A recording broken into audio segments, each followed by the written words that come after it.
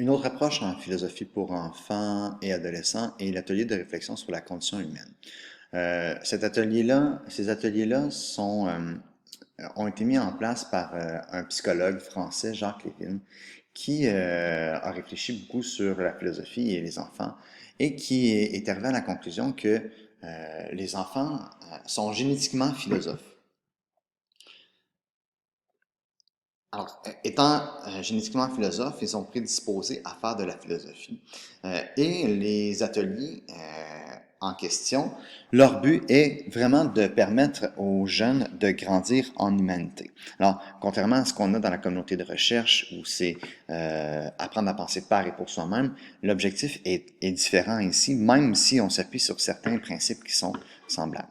Les principes sur lesquels on va s'appuyer davantage avec Lévin, sur quel fondement va s'appuyer cette approche-là? Ben, le premier, c'est l'importance de réfléchir sur les personnes sur les problèmes plutôt que les personnes. Alors, comme c'est un psychologue, un psychanalyste, dans sa pratique, la pratique est orientée toujours sur réfléchir sur la personne, les personnes qui parlent d'elle, mais là, on est plus dans une réflexion sur les problèmes. Alors, on change un peu de perspective par rapport à la psychologie pour réfléchir sur les problèmes. Alors, il y a déjà une distanciation qui se fait entre la personne psychologique et la personne philosophique. Alors, on donne accès un peu plus à la philosophie parce que c'est une des caractéristiques en philosophie de se détacher de l'expérience individuelle. Alors, on réfléchit davantage sur les problèmes que sur les personnes. Alors, en ce sens, ce qui est important, c'est de commencer par sa propre pensée. Alors, dans les ateliers de réflexion sur la condition humaine, l'idée, c'est de commencer à réfléchir sur l'expérience par notre propre pensée. Alors,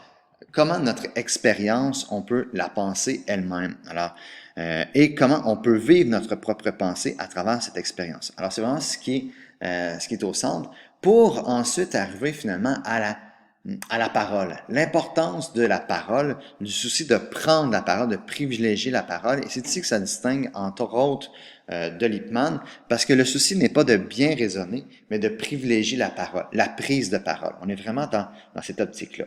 Pour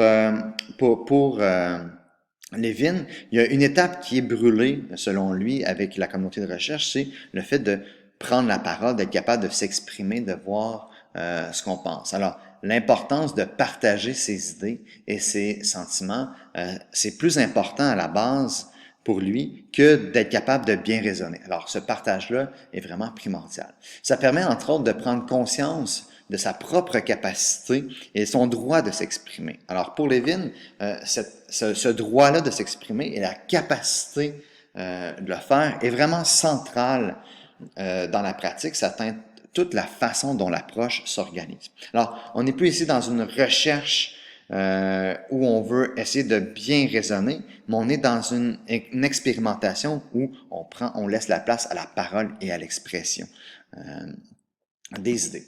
Alors, si on continue sur les fondements, en ce sens, ce qu'on va favoriser, c'est vraiment le débat interne à extérioriser. Un peu comme dans la psychanalyse, on va extérioriser ce qui est en dedans de nous pour le mettre au grand jour, pour en prendre conscience, pour avoir un impact sur notre propre vie. Dans l'atelier de réflexion sur la condition humaine, ben, on va faire la même chose. Alors, nos débats, alors les problèmes qu'on disait sur lesquels on veut s'attarder, on ne veut pas s'attarder sur l'individu, mais on va prendre les problèmes, ces débats-là qu'on a internes, puis on va essayer de les extérioriser. On va prendre la peine de les extérioriser pour être capable de réfléchir sur notre condition.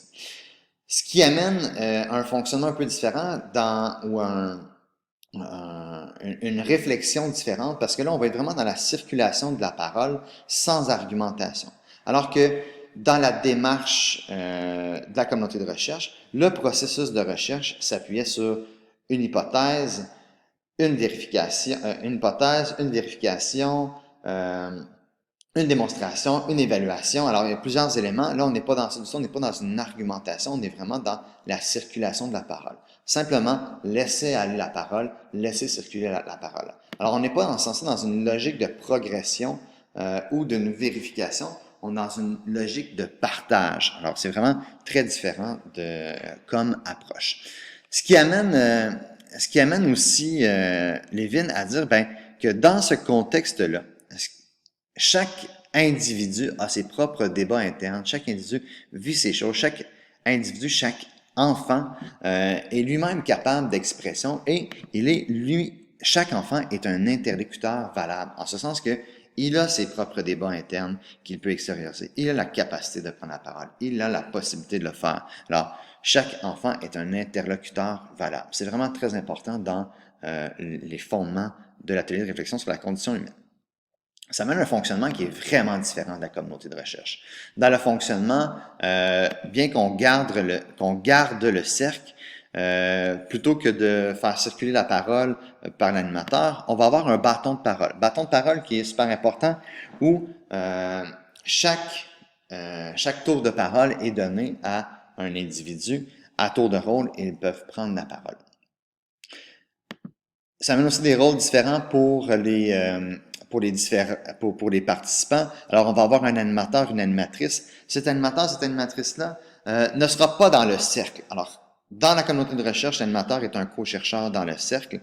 Dans la réflexion sur la condition humaine, l'animateur est à l'extérieur du cercle. C'est-à-dire qu'il n'intervient pas dans la discussion. C'est les élèves, les enfants qui eux-mêmes mènent la discussion à l'aide du bâton de parole. Et il est là pour prendre des notes, pour être capable de rendre compte de ce qui se passe. Alors, il va pouvoir, à la fin de la discussion, rendre compte, faire une synthèse, présenter ce que lui il a observé à travers la discussion, les liens qui ont été faits, qui n'ont pas nécessairement été mis à jour pendant la discussion.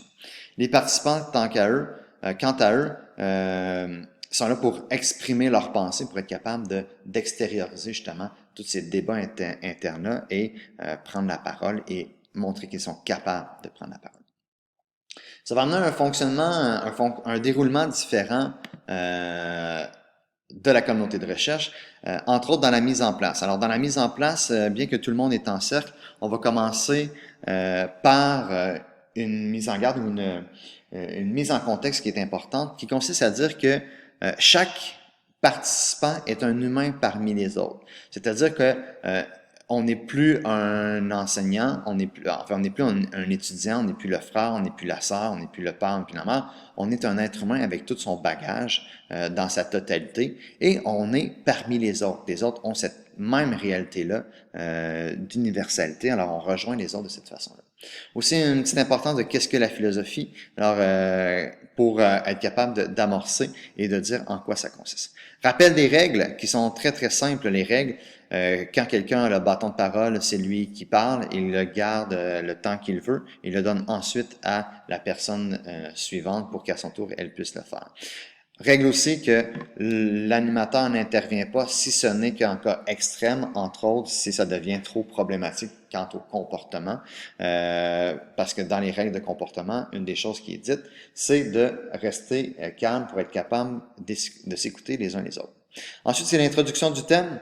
Le thème va être un mot. Alors, généralement, c'est un mot, un verbe d'action ou un élément qui va vraiment impliquer les jeunes à réfléchir. Par exemple, le travail, l'amitié. Alors, des thématiques qui font partie de la condition humaine, qui font partie de la réalité humaine, pour justement qu'on puisse réfléchir à notre humanité, à ce qui compose notre humanité. Alors, ça peut être un thème comme parler, ou ça peut être un thème comme la justice. Alors, différents types de thèmes qui vont être présentés, mais on y va avec un thème. Alors là, on n'est plus dans une question, puis ici, il y a vraiment une distinction importante avec l'hypomane. On n'est plus dans une question, on ne veut pas circonscrire la réflexion. On veut qu'elle reste le plus ouverte possible. Quand on a une question, ça oriente déjà la réflexion.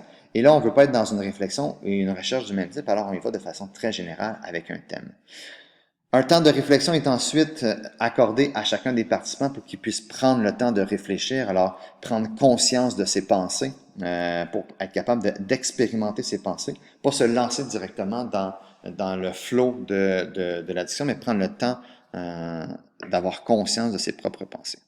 Ensuite, on a les temps de parole. Alors, généralement, dépendamment du nombre de participants qui sont présents, le temps de parole peut durer entre 10 et 15 minutes. On s'assure de faire un premier tour où il y a une première expression et on fait minimalement un deuxième tour de parole pour qu'on puisse réagir les uns après les autres.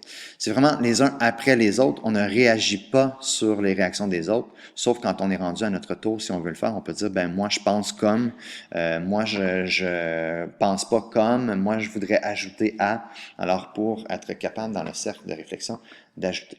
Ici encore, il n'y a pas de questions qui sont posées pour aller plus loin. L'animateur est toujours à l'extérieur de ce temps de parole-là.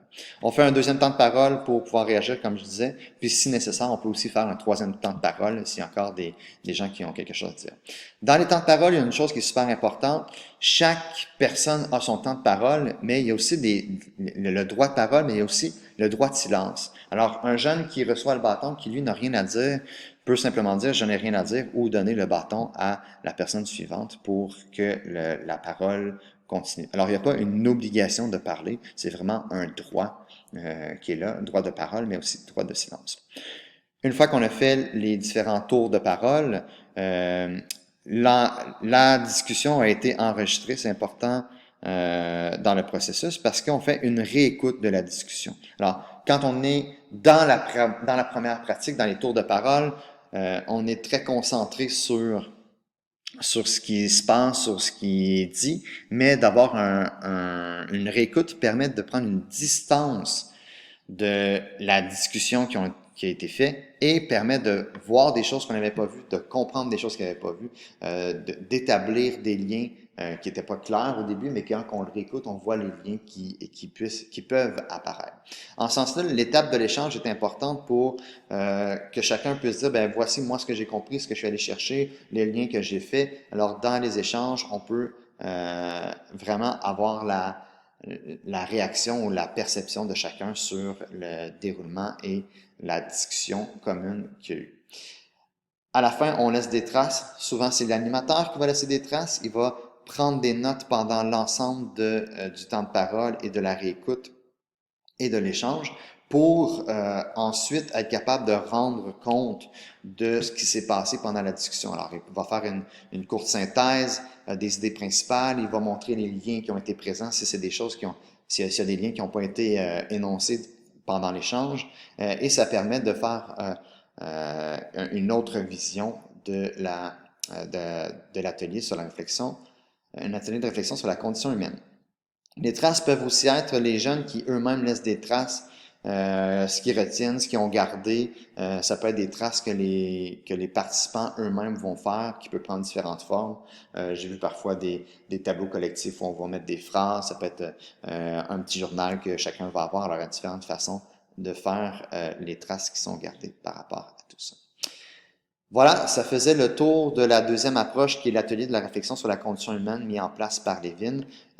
Certains points communs avec la communauté de recherche, mais aussi des points différents avec celle-ci qui amènent des pratiques complètement différentes.